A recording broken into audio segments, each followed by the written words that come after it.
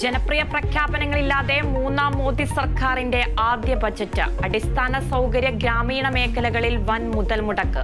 യുവാക്കൾക്കും സ്ത്രീകൾക്കും ഊന്നൽ. സ്വർണത്തിനും മൊബൈൽ ഫോണിനും വില കുറയും. ധനക്കമ്മി കുറയ്ക്കാൻ നടപടി. കേരളത്തിന് സമ്പൂർണ്ണ അവഗണന. ബജറ്റിൽ ഒരിടത്തും കേരളം എന്ന വാക്കില്ല. ആന്ധ്രയ്ക്കും ബീഹാറിനും കൈനിറയെ പാക്കേജുകൾ. സർക്കാരിനെ സംരക്ഷിക്കാനുള്ള ബജറ്റെന്ന് കോൺഗ്രസ്. ചില സംസ്ഥാനങ്ങളുടെ മാത്രം താൽപര്യം സംരക്ഷിച്ചുള്ള ബജറ്റെന്ന് മന്ത്രി കെ.എൻ. ബാലഗോപാൽ.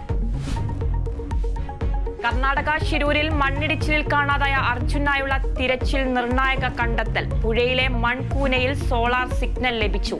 കണ്ടെത്തൽ നാവിക നടത്തിയ പരിശോധനയിൽ രക്ഷാപ്രവർത്തനത്തിൽ തൃപ്തരെന്ന് അർജുന്റെ കുടുംബം. വിഷയം ഗൗരവതരമെന്ന് കർണാടക ഹൈക്കോടതി. നീറ്റിൽ പുനഃപരീക്ഷയില്ല. പരീക്ഷയിൽ വ്യാപക ക്രമക്കേട് കണ്ടെത്താനായില്ലെന്ന് സുപ്രീം കോടതി. പുനഃപരീക്ഷ ഗുരുതര പ്രത്യാഘാതമുണ്ടാക്കും. നിലവിലെ സാഹചര്യത്തിൽ പരീക്ഷ റദ്ദാക്കുന്നത് ന്യായമല്ലെന്നും കോടതി.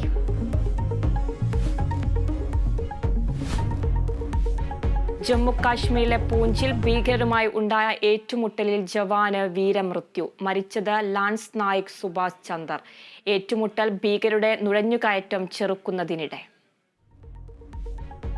സംസ്ഥാനത്ത് നിപ്പ ഭീതി ഒഴിയുന്നു. ഇന്ന് പുറത്തുവന്ന 17 നിപ്പ ഫലങ്ങളും നെഗറ്റീവ്. ഹൈറിസ്ക് വിഭാഗത്തിൽ 220 പേരെന്ന് ആരോഗ്യമന്ത്രി.